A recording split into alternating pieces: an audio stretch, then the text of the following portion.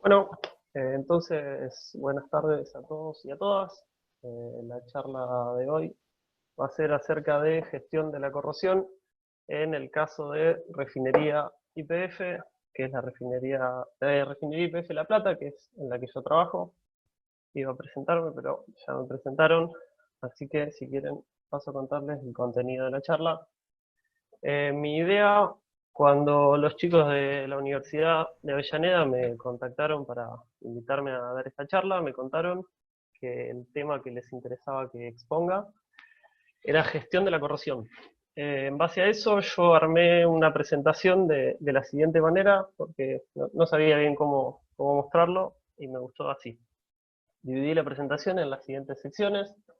Eh, la primera sería explicar brevemente el funcionamiento básico de una refinería. El siguiente es repasar el concepto de corrosión para después analizar qué es un sistema de gestión y las partes que lo componen, y a medida que vayamos viendo cuáles son estas partes de un sistema de gestión, la idea es que les vaya contando ejemplos de cómo lo aplicamos en el trabajo mío. Bueno, para terminar con una conclusión. Antes que nada, me quería repasar brevemente cómo es la industria petrolera. Básicamente se divide en tres partes principales, que son el upstream. El upstream es toda la parte referida a búsqueda y extracción de petróleo crudo y de gas natural, como la parte de las cigüeñas, los pozos, lo que suele hacerse en Argentina en el sur, y todo lo que es pozos, vaca muerta. Tenemos una segunda etapa, que es el midstream, que es la parte encargada de transporte y almacenamiento hasta el procesado, de lo que se extrae en el upstream. Y una tercera etapa, que es el downstream, que es la etapa referida a refinamiento, purificación, comercialización de productos derivados del crudo. Dentro del downstream se encuentran las refinerías, que es el área en el que yo trabajo.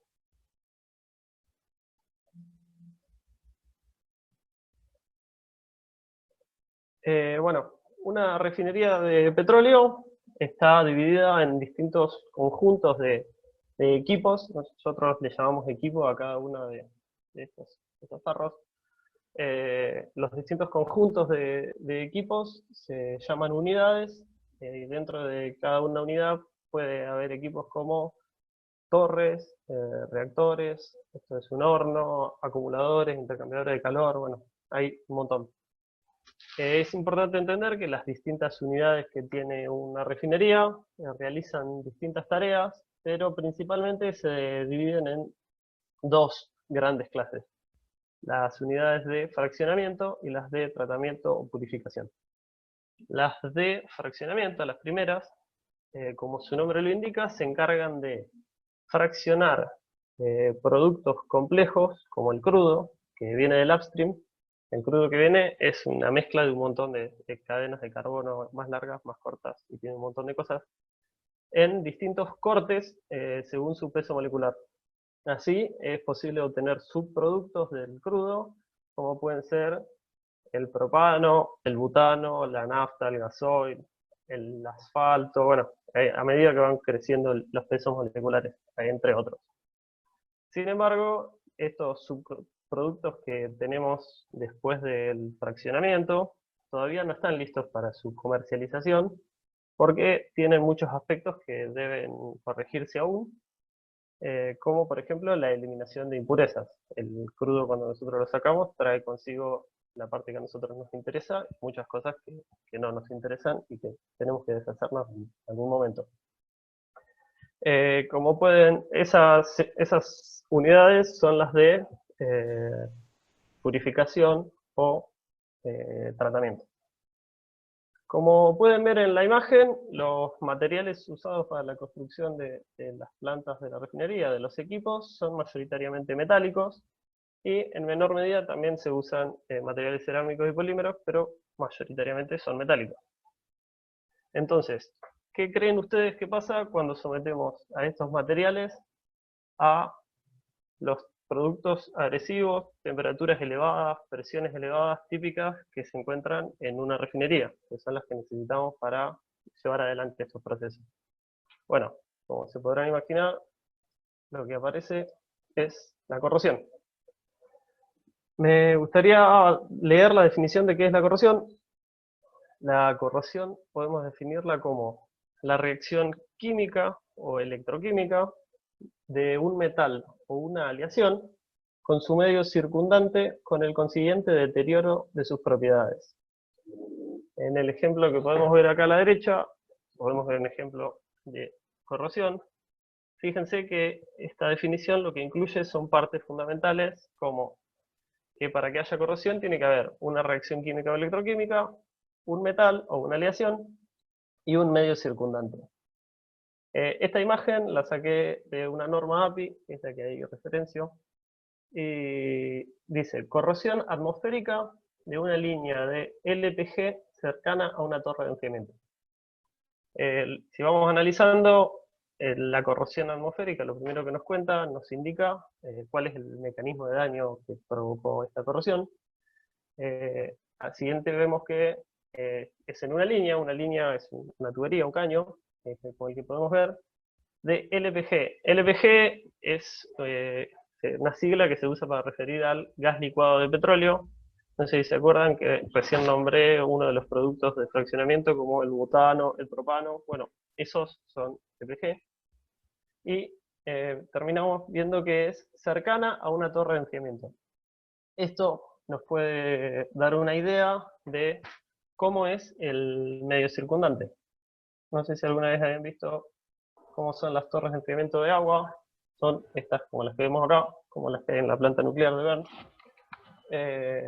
¿Qué hacen estas plantas? Estas torres que parecen que tan grandes y que largan ese humo, realmente lo único que hacen es bajar la temperatura del sistema de agua de enfriamiento de la refinería. Entonces, ese proceso, que es una circulación de agua por ahí, bueno, y de intercambio de calor, genera un montón de vapor. ¿Eso qué genera? Que los equipos que estén cerca de las torres de enfriamiento estén sometidos a medio ambientes circundantes con alta humedad. Entonces, si volvemos a la definición, vemos que acá podemos ver todas las partes que se necesitan para que se dé la corrosión. Tenemos el metal, tenemos la reacción química electroquímica con el medio circundante, que es este ambiente húmedo. Bueno, para continuar, quería mostrarles el ciclo de metalurgia extractiva versus corrosión. Cuando nosotros queremos tener un metal, salimos a buscarlo en la naturaleza, pero rara vez en la naturaleza aparece en la forma en que nosotros lo necesitamos, en forma metálica, digamos. La mayoría de los metales en la naturaleza se encuentran en forma de óxidos, de sulfuros, o combinadas de otras formas complejas. Entonces, ¿qué hacemos nosotros? Empleamos técnicas de extracción del metal, que pueden ser mediante el uso de reductores, mediante altas temperaturas o otros procesos, para llegar a obtener la aleación en la forma disponible para el uso, que es como nosotros la queremos. Pero el proceso no termina acá. A nosotros nos sería bueno que termine acá, pero no termina acá. El metal, que por algo estaba de esa forma combinada en la naturaleza, una vez que se redujo a la forma metálica, desde ese mismo momento empieza a tener una tendencia termodinámica inherente a reaccionar con el medio ambiente que lo circunda, que puede ser atmósfera, agua, suelo, lo que esté alrededor, para retornar a su forma combinada original, como pudimos ver, óxidos, sulfuros, o de la forma que se encuentra. Entonces, podemos ver que los siguientes pasos que suceden, que son los que acabo de nombrar, que reaccione con el medio ambiente y que consecuentemente retorne a su forma combinada, es un proceso que se da a continuación de la obtención del metal. Lo que podemos analizar a partir de esto es que la producción de aleaciones a partir de minerales es solamente la mitad de la batalla. la otra mitad que nos queda todavía por pelear es tratar de que esa aleación se mantenga en buen estado durante una vida útil en servicio que no sea, que nos rinda antes de que suceda el proceso natural de retorno a la forma combinada.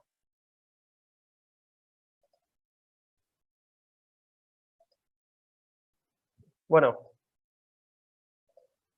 si analizamos los aspectos a tener en cuenta que se necesitan para que sucedan o no sucedan los mecanismos de degradación, o sea, la corrosión, seguro se acuerdan de que hablamos que requerimos dos partes fundamentales, como son el material y el medio circundante. Entonces, estos son aspectos que nosotros podemos cambiar para tener menos problemas de corrosión.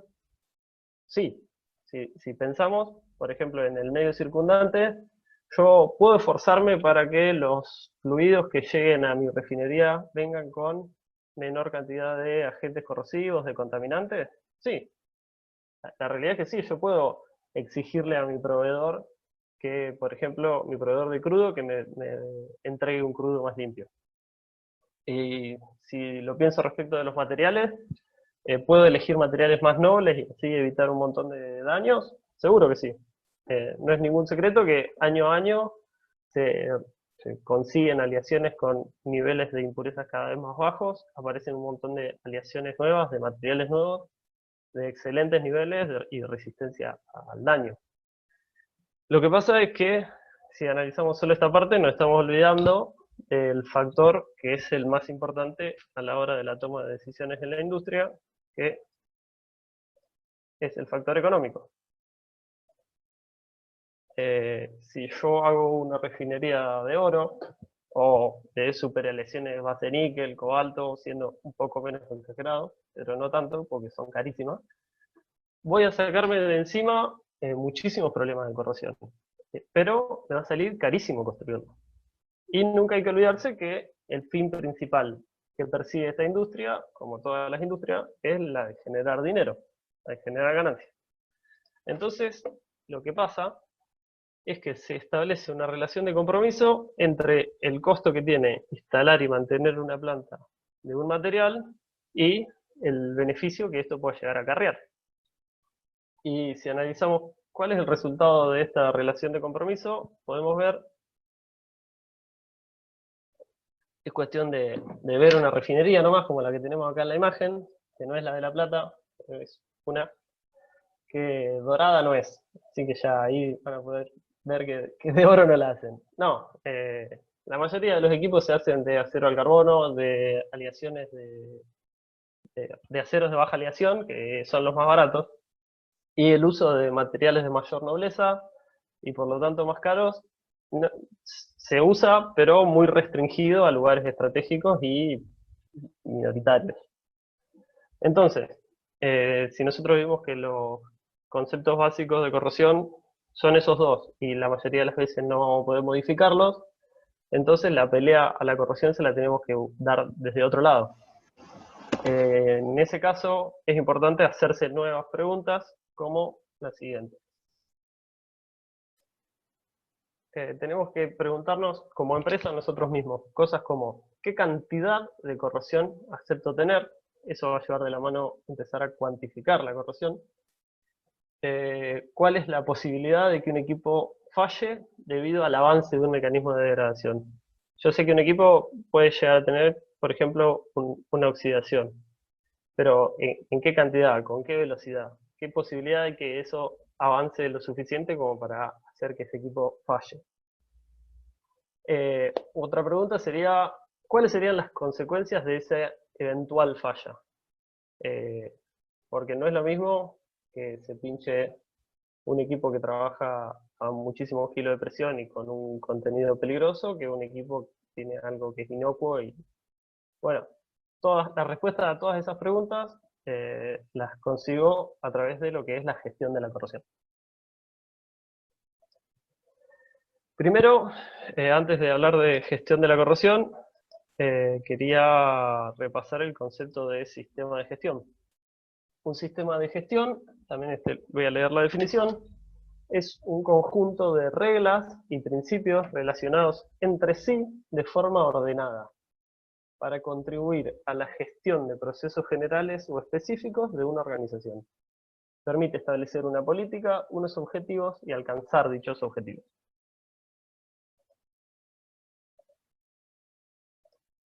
Un sistema de gestión puede visualizarse como una sucesión de etapas que se conectan de forma cíclica y que una vez que termina este ciclo puede realimentarse y empezar de nuevo. Mi idea es ir analizando cada una de las etapas que tiene un sistema de gestión y ir contándoles ejemplos de esas etapas del sistema de gestión respecto al sistema de gestión de corrosión, que es el sistema de gestión que uso yo en mi trabajo, que usa mi empresa. Bueno, la primera etapa sería la etapa de planificación. La organización que decida usar un sistema de gestión debe determinar límites y aplicabilidad del sistema.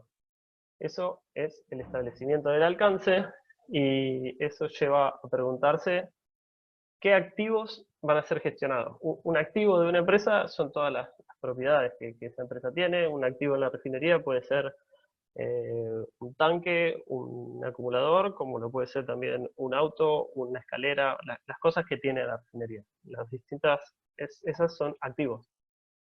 La empresa va a tener que establecer el alcance de activos a gestionar y va a tener que establecer qué nivel de prioridad. ¿Vale la pena gestionar todos los activos? ¿Todos los activos que tengo requieren la misma atención? Un ejemplo sería un tanque de agua chico, que en caso de que se tenga suficiente corrosión para pincharse, me va a generar nada más que una inundación cercana y controlada. Versus un reactor que trabaja un montón de kilos con sustancias que probablemente puedan ser tóxicas o dañinas para el medio ambiente, en caso de que ese equipo falle y tenga una pérdida de producto. No es la misma la consecuencia. Entonces, las respuestas a todas estas preguntas que nos estamos haciendo tienen que ver con eso, con el grado de consecuencia que puede traer acarreado que un activo falle. Y en base a eso se va a determinar el grado de gestión que tenga cada activo. Algunos activos hasta no se gestionarán por el sistema de gestión, y también la atención que reciban. La organización también tiene que establecer procesos de trabajo. Los procesos de trabajo son son distintas tareas que deben diseñarse con anterioridad y debe quedar claro ciertos aspectos de esa tarea para que se puedan realizar correctamente. Un ejemplo de esos aspectos que hay que dejar claros son las entradas y salidas requeridas de un proceso de trabajo.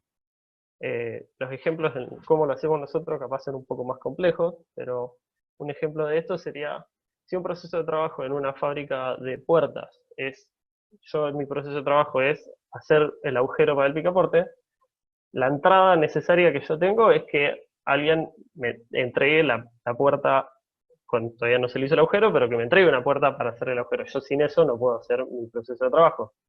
El que tenga la tarea siguiente, que sea poner el picaporte, por ejemplo, va a necesitar una entrada que va a ser mi salida, que es que esa puerta salga con el agujero hecho. También es importante para una empresa definir la secuencia y la interacción de los procesos de trabajo. Es importante saber qué proceso de trabajo tiene que hacerse después de que otro y cuán necesario es que uno esté hecho para poder seguir con los demás. La siguiente etapa es la de asignación. No sé si alguna vez lo habrán visto en una materia o no, pero la etapa de asignación es la etapa en la que valga la redundancia, se asignan recursos, responsabilidades, autoridades. Las distintas tareas van a tener distintos niveles de responsabilidades según cada puesto. Por ejemplo, imaginen que yo soy lo que acá aparece como persona 1, les voy a explicar cómo es el gráfico. Hay distintas tareas y distintas personas con distintos puestos, y cada persona tiene según cada tarea asignada un nivel de responsabilidad. Esto es lo que se suele llamar matriz RACI. Las distintas letras lo que indican es el nivel de responsabilidad que tengo yo respecto a esa tarea.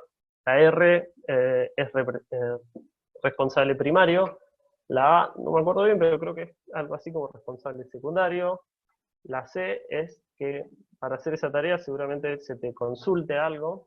Y la I es informado, que solamente es requerido que una vez que la hagan te informan que la hicieron y te muestren los resultados. La asignación de responsabilidades es muy importante para que cuando hay que hacer una tarea quede bien claro quién la tiene que hacer y quién no, y no haya confusión respecto a eso. La siguiente etapa es la de medición, que capaz que va a ser la más interesante que yo les pueda contar. La medición, tenemos unas herramientas que se llaman indicadores, que son distintos datos que permiten el seguimiento de ciertas variables que nos dan información para poder conocer el estado de nuestros activos, en el caso de la refinería. La idea es, ahora quería mostrarles ejemplos de distintos indicadores que usamos nosotros. Un ejemplo, el primero, serían los cupones de corrosión.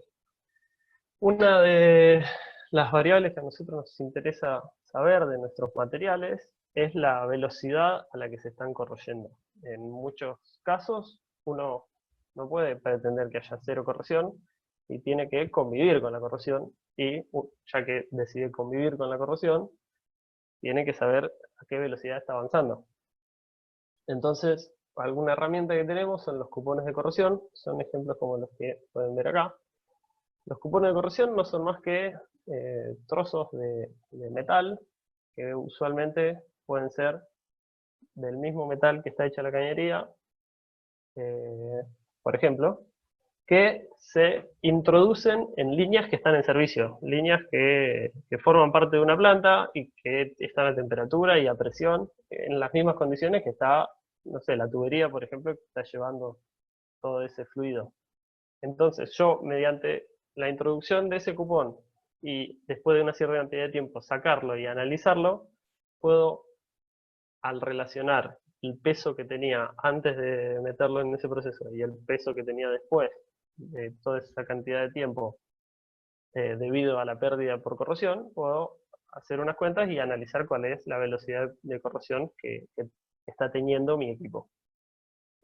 Para cuando quiero volver a medir, retiro el cupón corroído, pongo un cupón nuevo de vuelta y cíclicamente sigo haciendo esa medición. Otra utilidad que pueden tener los cupones de corrosión es el de cuando yo estoy pensando en quizás cambiar la metalurgia de un equipo, porque, por ejemplo, un equipo se me está pinchando en una planta porque en esas condiciones son muy agresivas, y estoy pensando en la idea de avanzar hacia un material más noble. Una cosa que yo podría hacer es conseguir un cupón de ese material nuevo y meterlo en el sistema y ver cómo reacciona. Es una forma de saber fielmente cuán mejor va a ser y si va a ser mejor o no. También me puede servir para eso, para probar la idea de cambios de metalurgia. El siguiente ejemplo, nosotros tenemos un laboratorio propio ahí en la refinería y trabajamos mucho con análisis químico de los fluidos que pasan por adentro de los equipos. Hay distintos indicadores que pueden venir de un análisis químico del fluido que nos pueden dar distinta información. Por ejemplo, algo que se analiza mucho es la concentración de metal disuelto, muchas veces de hierro. Si la concentración de ion de hierro en el fluido se me dispara, o sea, yo vengo midiendo usualmente una cierta concentración y veo que empiezo a tener mucha más, eso significa que estoy teniendo procesos de corrosión en esa cañería y que está pasando algún suceso que está haciendo que la velocidad de corrosión se esté disparando. Bueno, entonces yo al ver esos datos puedo levantar la oreja y decir, che, ¿qué está pasando? ¿Por qué me está dando alto el hierro? Otra cosa que podemos tener en cuenta son los contenidos de contaminantes. contaminantes dañinos muy comunes en la industria de la refinación son, por ejemplo, los cloruros, ahí me olvidé de ponerle la rayita, o el ácido sulfídrico.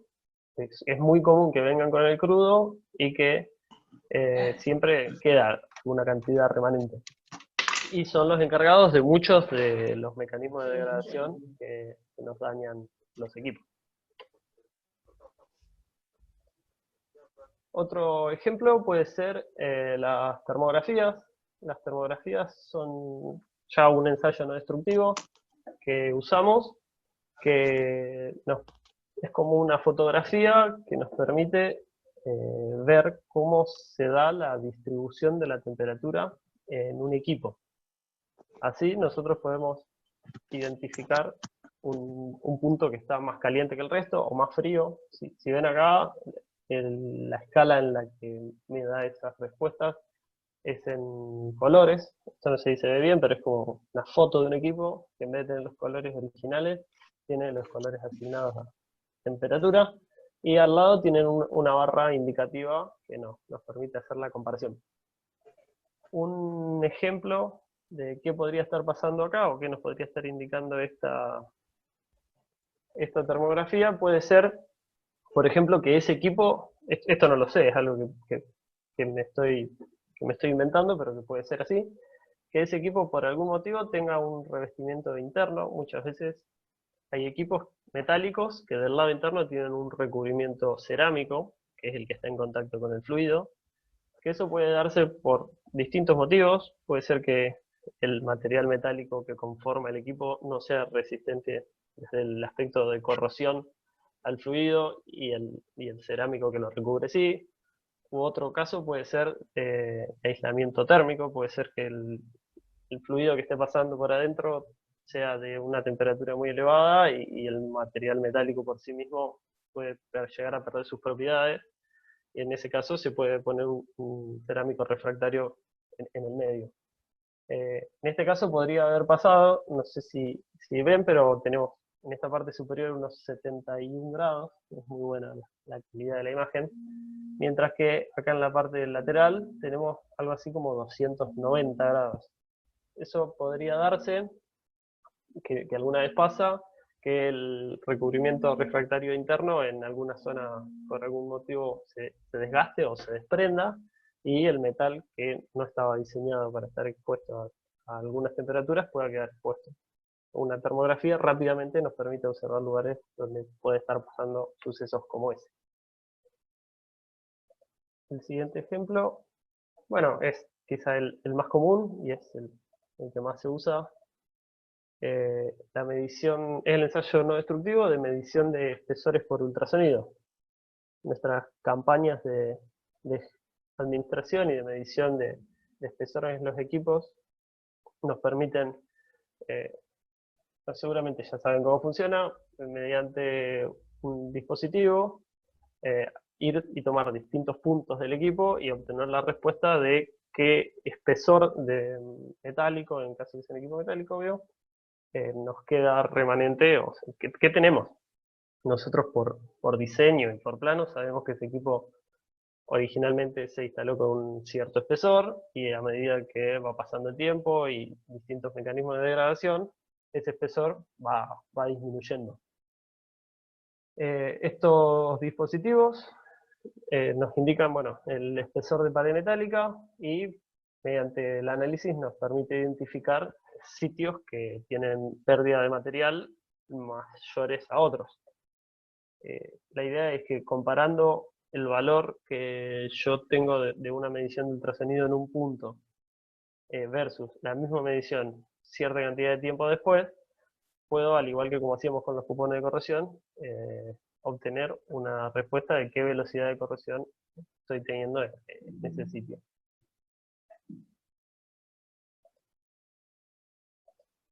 El siguiente ejemplo de otra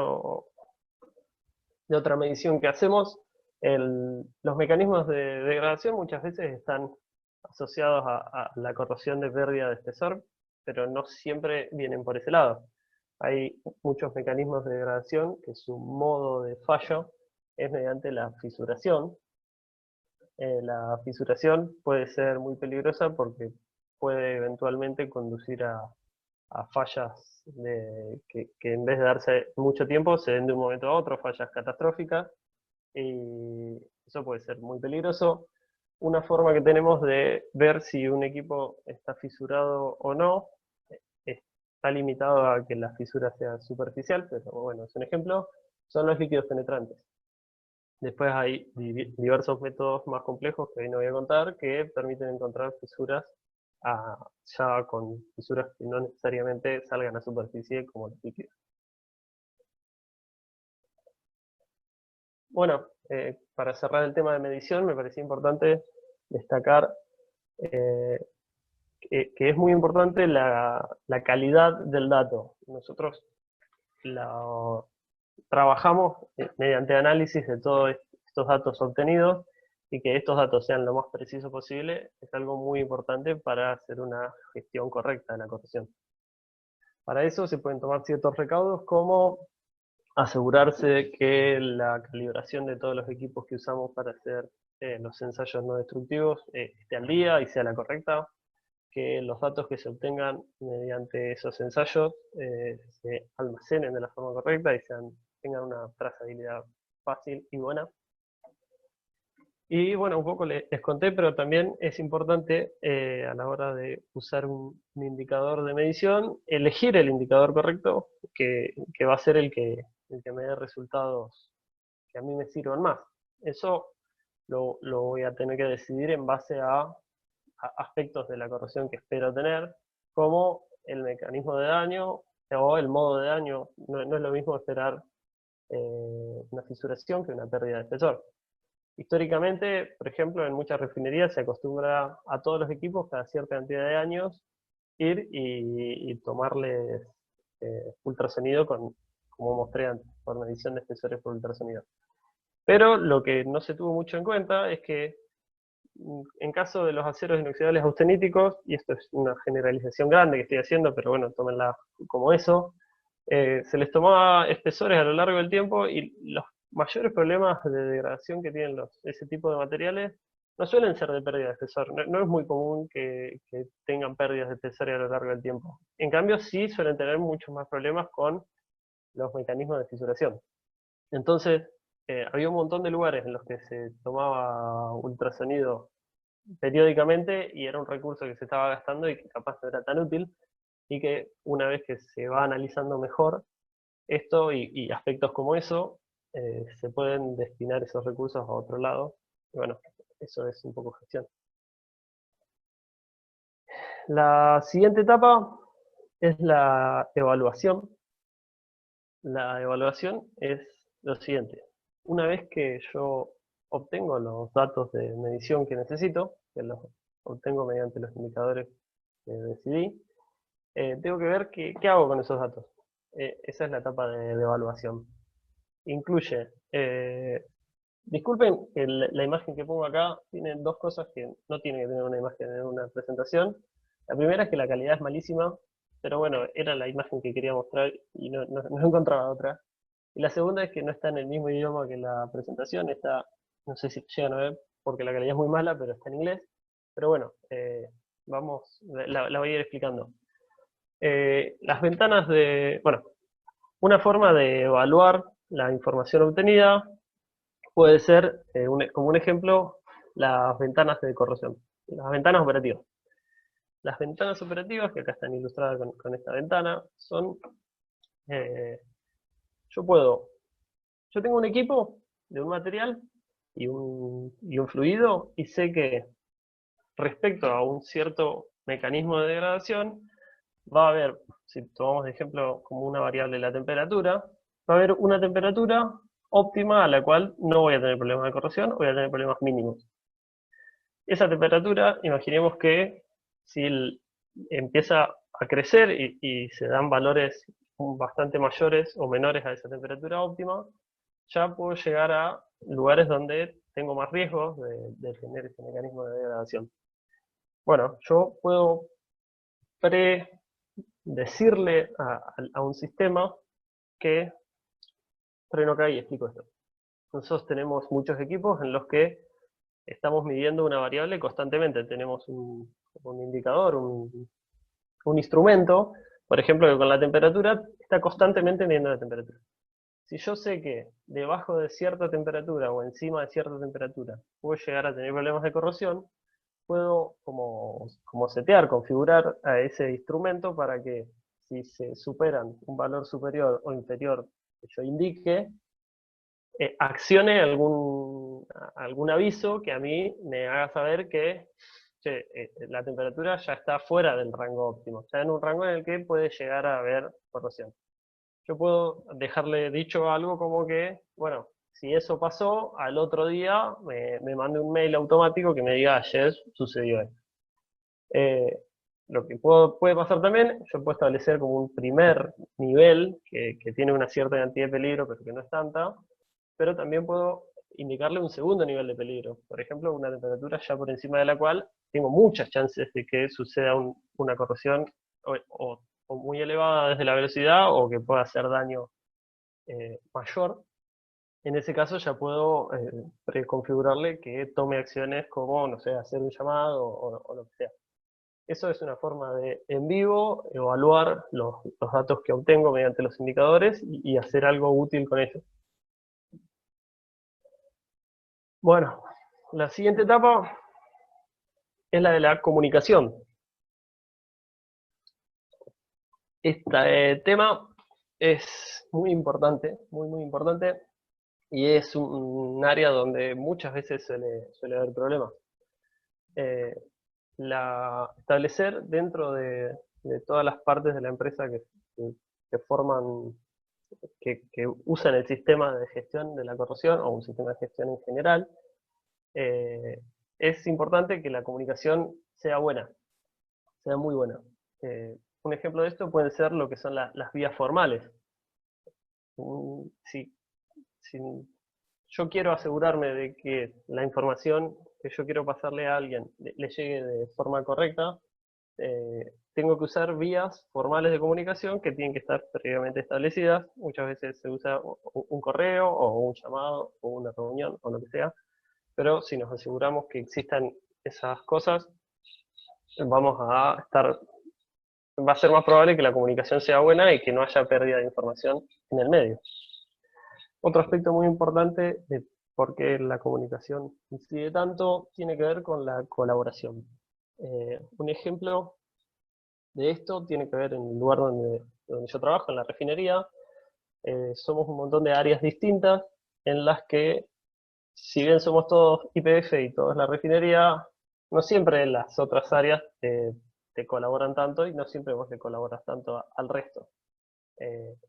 Si se hace una comunicación correcta y todas las áreas entienden por qué vos estás haciendo una tarea, por qué les estás pidiendo ayuda, para qué la vas a usar, es mucho más probable que el otro esté más dispuesto a colaborarte. Mucha gente grande respecto de sistemas nuevos como el que tenemos nosotros, creen o que no sirven para nada o no saben lo que hacemos.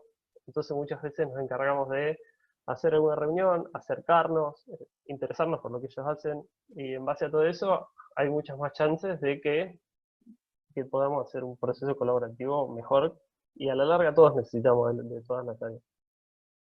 Otro aspecto de la comunicación que puede ser importante puede ser la muestra de resultados.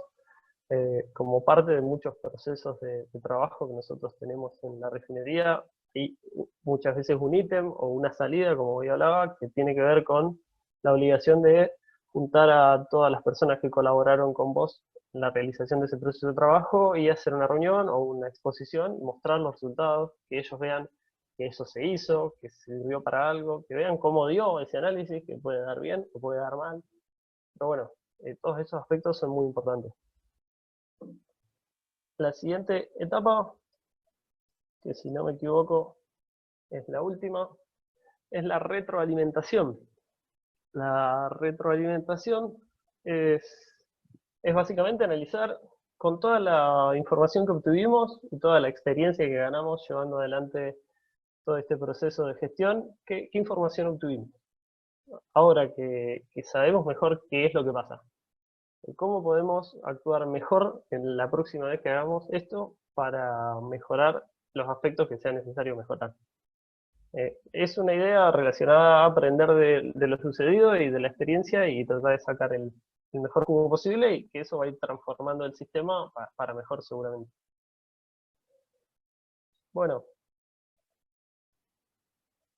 como conclusión, me gustaría dejar esta idea, que es que la gestión de corrosión es una herramienta muy útil que permite lidiar con este problema del modo más viable económicamente.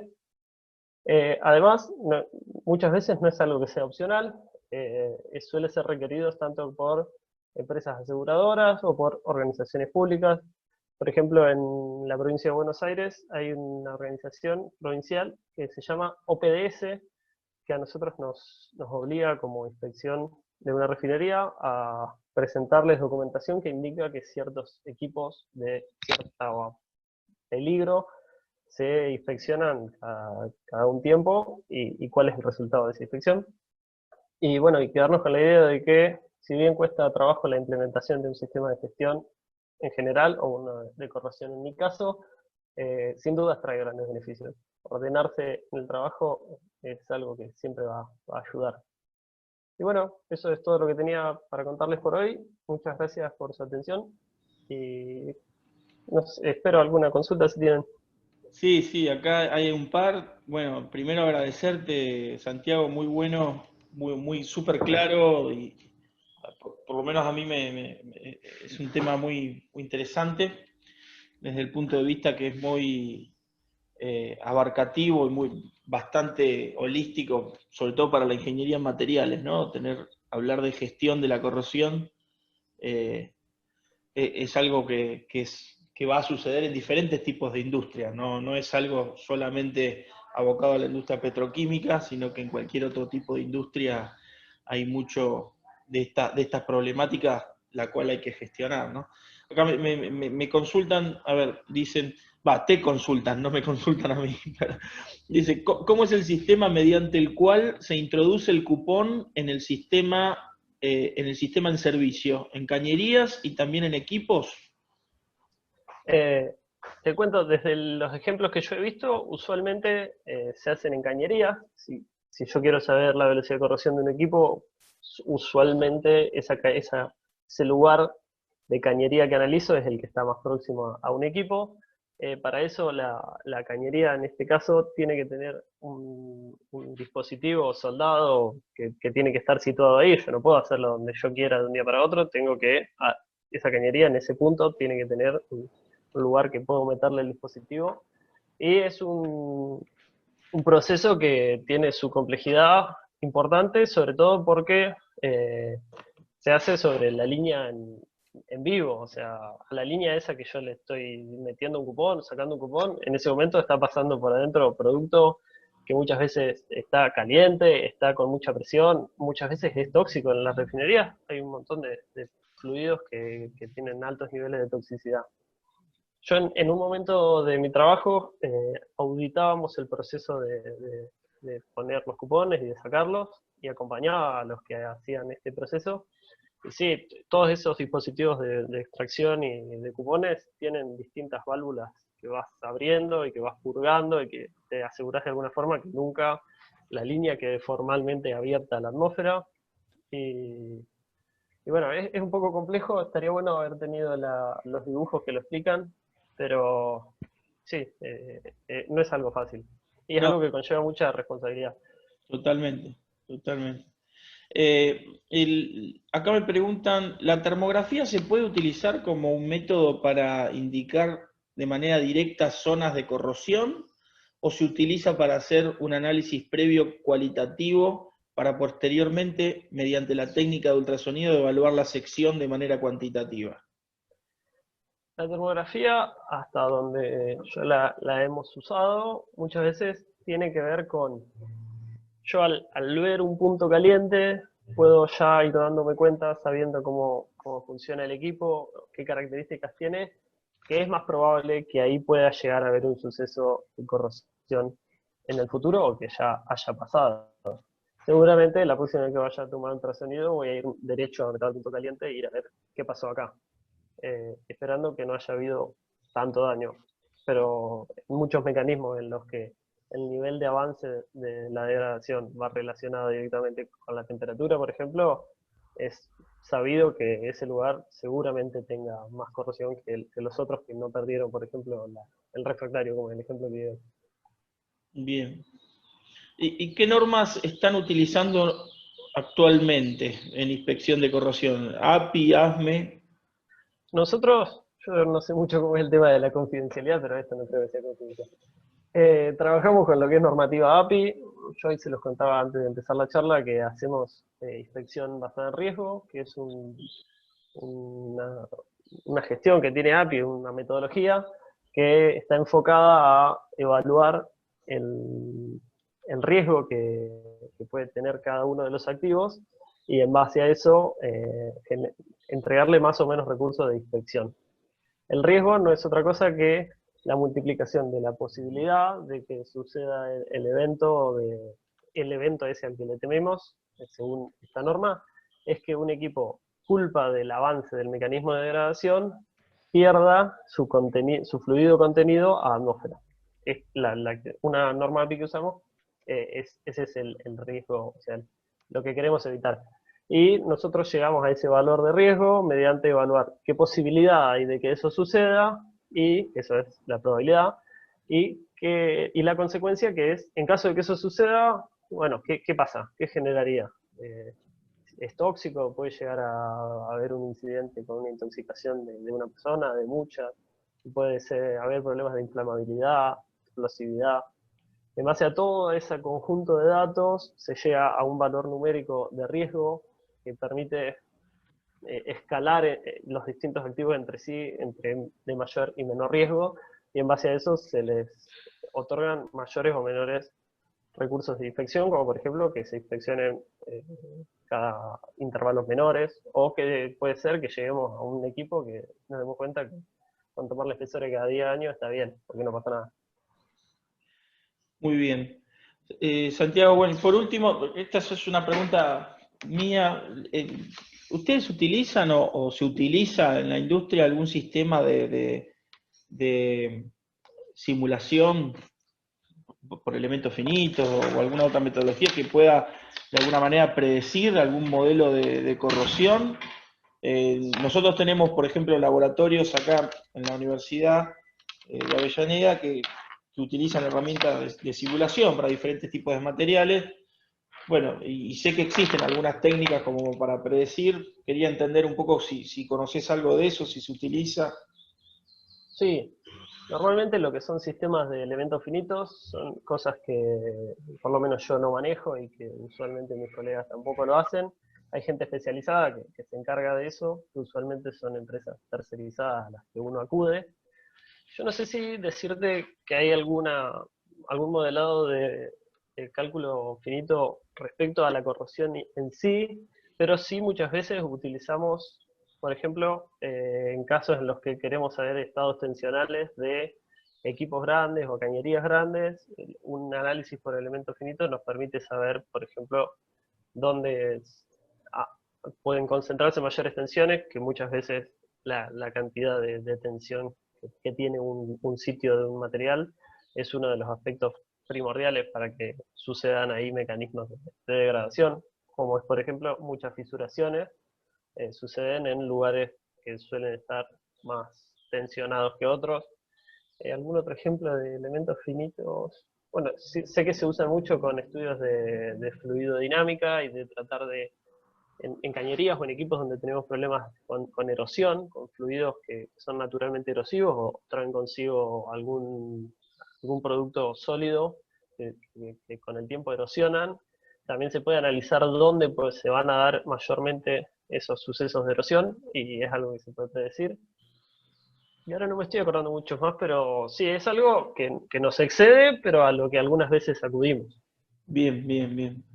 Sí, nosotros realizamos ese tipo de solicitaciones fluidodinámicas que vos mencionás, pero para los casos de corrosión a veces es un poco difícil porque, bueno, hay que buscar la manera de compatibilizarlo con algún patrón físico real.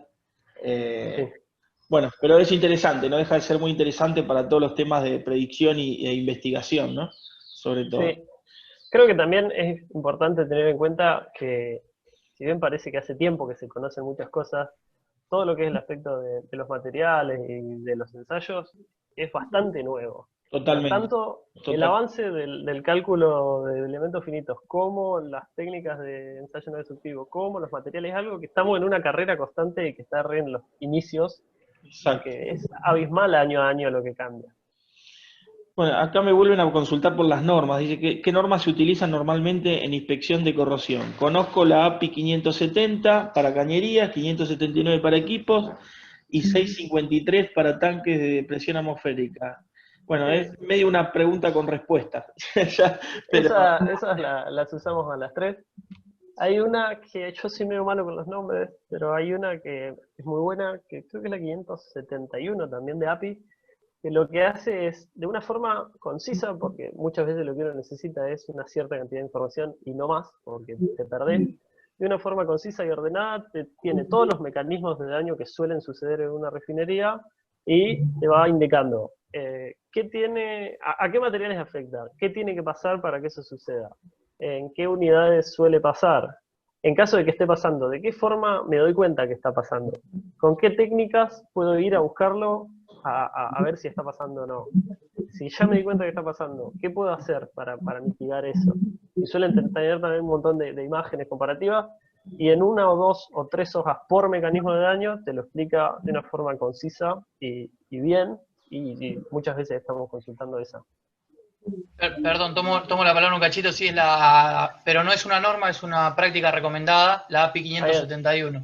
es O ese, sí. sea, Yo, yo ahí les te aparecen pongo, todos los mecanismos de daño presentes dentro de la industria, tomado de manera general. está bien. Yo les digo norma a todas, pero sé que sí, que son distintas entre sí. bien, bueno, perfecto. No sé si alguien está preguntando algo, pero yo no le entiendo muy bien. O es algún ruido de, si les pido por favor que pregunten por... Dice, es un protocolo, aclara Carlos, que tiene razón. No, es práctica recomendada, no protocolo. Ah, bueno. Es lo que el ente recomienda hacer ante esos eventos. Lo mismo que la API 580 también es una práctica recomendada, no es de carácter taxativo como una norma. Claro, me suena que sí, que es como dice Nicolás. La verdad no me acuerdo bien, pero me parece que es así. Bueno, muy bien. A ver si no hay ninguna pregunta más. Vamos a liberarlo para que